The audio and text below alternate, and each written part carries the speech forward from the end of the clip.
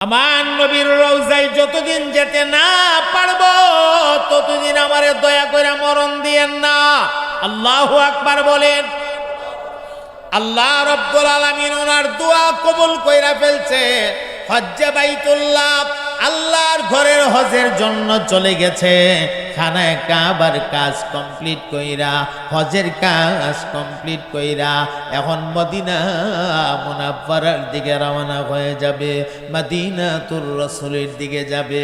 আমার ভাই গো, এখনের মতো তো আর তখন এত সুন্দর রাস্তাঘাট ছিল না, গাড়ি ঘোড়া ছিল না, যানবাহন বলতে উট আর ঘোড়া আর গাধা ছিল, এছাড়া তো আর কোনো কিছু ছিল না। এছাড়া তিনি তো মুসাফির, ওনার সাথে তো উট গাধা ঘোড়াও নাই, পায়ে হাঁটা ছাড়া কোনো রাস্তা নাই। হযরতে আব্দুল্লাহ বিন যাকাবিয়া মনি পায়ে হাইটা হাইটা মদিনা মুনাফফারার দিকে রওনা দিছে। উঁচা নেচা পাহাড়ের টিলা টালা, আল্লাহ মরুভূমির বালিয়ার পাথরের কণা, হাঁটতে হাঁটতে দুইটা পা একদম ফুলে গেছে, একদম ফুলে গেছে। যেখানে সন্ধ্যা হয় বা রাত হয় সেখানে আসবাবপত্রের উপরে মাথাটা রেখে একটু ঘুমায়া যা। এইভাবে করতে করতে অনেক কষ্ট কইরা হযরতে আব্দুল্লাহ বিন যাকাবিয়া মনি আমার নবীর ওই পাগলটা নবী পাকের রওজা মুবারকের কিনারাতে হাজির হয়ে গেছে। আপন শুধু দুইজনই থাকবে, একজন হলো আমার আল্লাহ, আরেকজন আমার নবী মুহাম্মদুর রাসূলুল্লাহ সাল্লাল্লাহু আলাইহি ওয়াসাল্লাম। চিৎকার দিয়া বলেন কথা ঠিক কিনা? আপন কয়জন? এই জন্যই তো আমি বলি আপন আপন করছে রে মন, আপন তোমার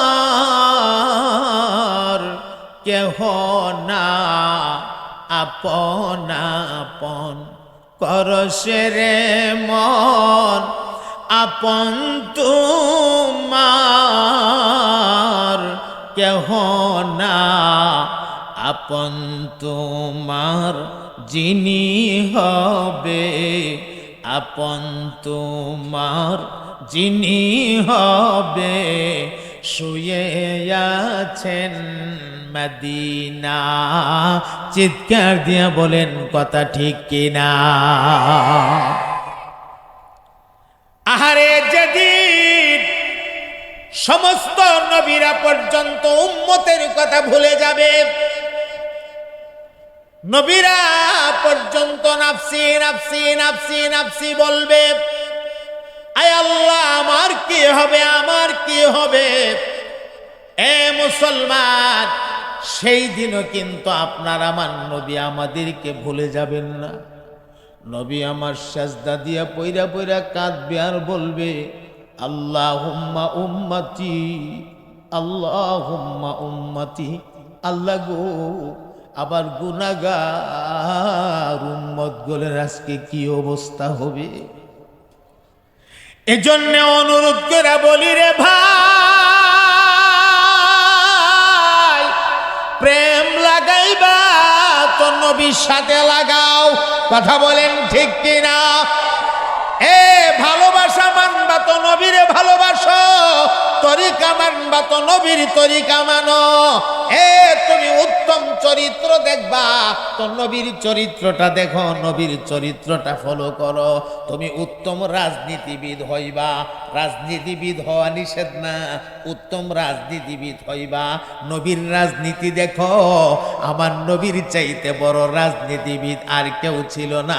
আমার নবীর চাইতে বড় নেতা বুঝনেওয়ালা আর কেউ দুনিয়াতে ছিল না। কিয়ামত পর্যন্ত আমার নবীর মতো বুঝনাদার একটা নেতা আর কোনোদিন হবেও না। কথা বলুন ঠিক কিনা? এজন্য নবীর পাগল হও ভাই, নবীর মহাব্বত দিয়া কলিজাটা ভরো। আপনি হয়তো বলবেন হুজুর আমি তো নবীরা মহাব্বত করি, ওই হ্যাঁ মানি করেন, আমিও মহাব্বত করি, কিন্তু কতটুকুই বা করি। আহারে একটা পাগলের কথা আপনাদেরকে শোনাই। আমার নবীর একটা পাগলের কথা মাথায় এসে গেছে, কান লাগাইয়া শুনেন। আল্লাহ, সুদূর ইয়ামন দেশে লোকটার বাড়ি। প্রতিদিন রাতে এশার নামাজের পরে আমার নবীর উপরে কমসে কম 1000 বার দুরূদ শরীফ পইরা পইরা আবার নবীর রওজা মোবারকের মধ্যে হাদিয়া পাঠায়া দিত। কয় হাজার বার? আপনি এখন বুকটাত হাত দিয়া নিজে প্রশ্ন করেন, ঘুমের আগে নবীর উপরে কয়বার দুরূদ পড়েন? নিজের প্রশ্ন নিজে করেন, উত্তর পেয়ে যাবেন, আমার কাছে বলতে হবে না। 1000 বার দুরূদ শরীফ পইরা পইরা হাদিয়া পাঠাইতো হযরতে আব্দুল্লাহ বিন যাকাবিয়া মুনি।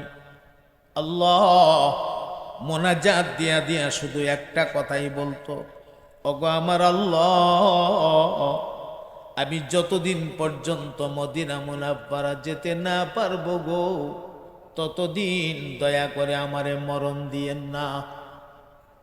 কি বলতো? আমার নবীর রওজায় যতদিন যেতে না পারবো, ততদিন আমারে দয়া করে মরণ দিয়েন না। আল্লাহু আকবার বলেন। আল্লাহ রব্বুল আলামিন ওনার দোয়া কবুল কইরা ফেলছে। হজ্জে বাইতুল্লাহ, আল্লাহর ঘরের হজের জন্য চলে গেছে। খানায় কাবার কাজ কমপ্লিট কইরা, হজের কাজ কমপ্লিট কইরা এখন মদিনা মুনাফফারার দিকে রওনা হয়ে যাবে, মদিনাতুর রাসূলের দিকে যাবে। আমার ভাই গো, এখনের মতো তো আর তখন এত সুন্দর রাস্তাঘাট ছিল না, গাড়ি ঘোড়া ছিল না। যানবাহন বলতে উট আর ঘোড়া আর গাধা ছিল, এছাড়া তো আর কোনো কিছু ছিল না। এছাড়া তিনি তো মুসাফির, ওনার সাথে তো উট গাধা ঘোড়াও নাই, পায়ে হাঁটা ছাড়া কোনো রাস্তা নাই। হযরতে আব্দুল্লাহ বিন যাকাবিয়া মুনি পায়ে হাইটা হাইটা মদিনা মুনাফফারার দিকে রওনা দিছে। উঁচা নেচা পাহাড়ের টিলা টালা, আল্লাহ, মরুভূমির বালিয়ার পাথরের কণা, হাঁটতে হাঁটতে দুইটা পা একদম ফুলে গেছে, একদম ফুলে গেছে। যেখানে সন্ধ্যা হয় বা রাত হয়, সেখানে আসবাবপত্রের উপরে মাথাটা রেখে একটু ঘুমায়া যা।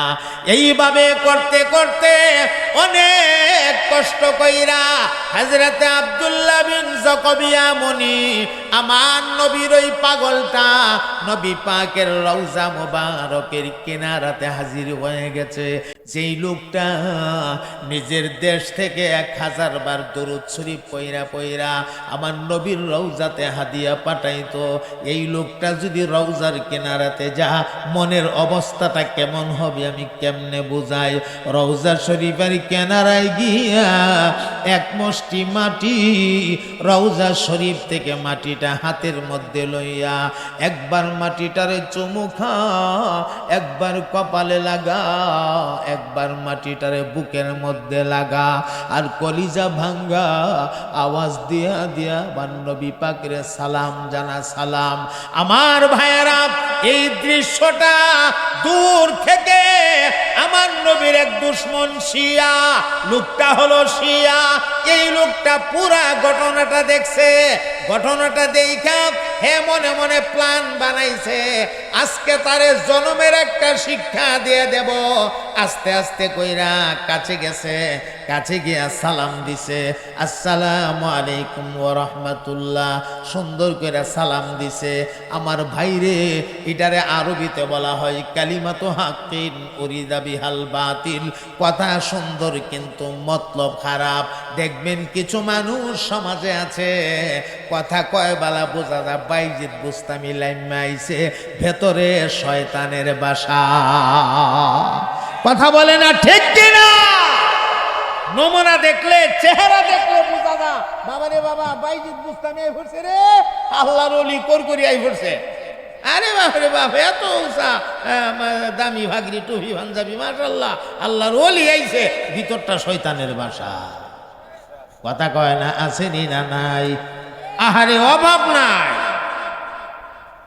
দেরি হয়ে যেতেছে গা, হ্যাঁ, বেশি দেরি হইতেছে। কটা বাজে গেছে গা? 9টা বাজে? ঠিক আছে, 9টাই বাজে। আচ্ছা, একটু মোবিল ডাইলা লাগে। আল্লাহু আকবার। আল্লাহ আল্লাহ আপনাদের কবুল করেন, আমিন বলেন।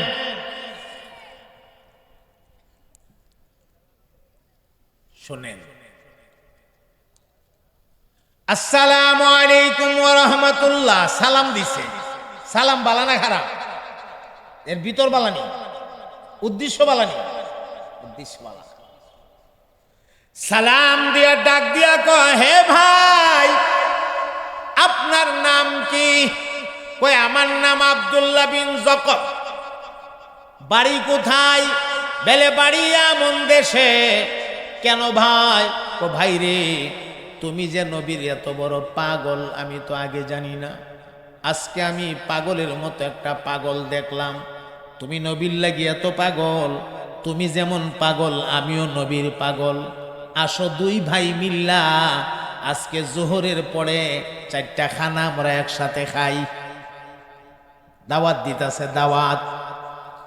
আমার ভাইয়েরা, তিনিও মনে মনে ভাবতেছেন যেহেতু আমি মুসাফির মানুষ, কোথাও না কোথাও তো আমার খাওয়া লাগবে, এছাড়া দাওয়াতটা গ্রহণ করা তো সুন্নত। আচ্ছা দাওয়াতটা গ্রহণ করে ফেলি।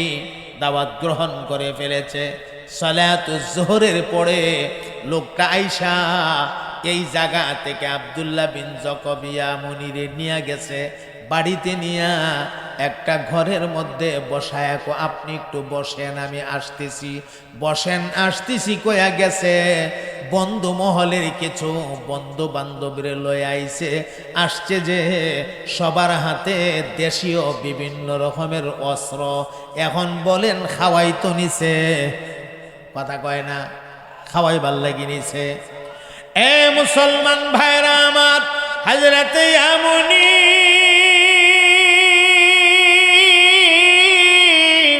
যেই হুজরাটার ভেতরে বসা, এই হুজরার চতুর্দিক গ্রাউ করে ফেলছে। যেই দুশ্মনটা দাওয়াত দিয়ে নিয়েছিল, এই দুশ্মনটা ঘরের ভেতরে ডুইকা হযরত ইয়ামুনির চেহারা বরাবর তলোয়ারটা ধইরা দিয়া ইয়ামুনিরে ডাক দিয়া কয়, ইয়ামুনি রে এখনো সময় আছে, মুহাম্মদের উপর দুরূদ শরীফটা ছাইরা দে বাঁচতে যদি চাস। আর যদি না চারস এই মুহূর্তে তোকে দুনিয়ার জমিন থেকে বিদায় করে দেওয়া হবে। হযরতে ইয়ামুনি দুইটা চোখের পানি ছাইরা দিয়া কান্দে আর কই, কেন রে ভাই কেন? আমি তো বড় ধরনের কোনো অন্যায় তোমাদের সাথে করি নাই।